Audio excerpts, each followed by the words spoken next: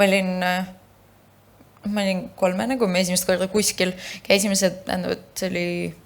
2000. aastal. Siis ei olnud mingid sellised eksootilisemad destinationid väga teemas, et inimesed reisid nagu suhteliselt vähe ja suhteliselt nagu selliste teatud kohtadesse ja ma oli nagu selles mõttes lahedalt julge, et ma ei tea, mingi 5 käisime Venezuelas, ma ei tea, vihmametsad, Tšiili, mingi India, mingid täiesti siuksed kohad, et nagu, et kõik olid mingi, et esiteks nagu, miks sa viid oma last sinna, nagu mida sa teed nagu, teiseks see kõik oli tihtipeale suhteliselt ekstreemne, et mitte kunagi nagu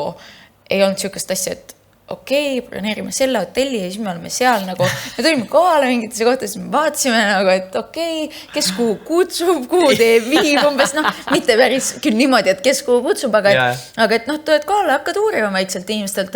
et kus siin tasuks ööbida või käia või teha või olla nagu ja see kõik oli hästi selline loomulik ja see kõik oli hästi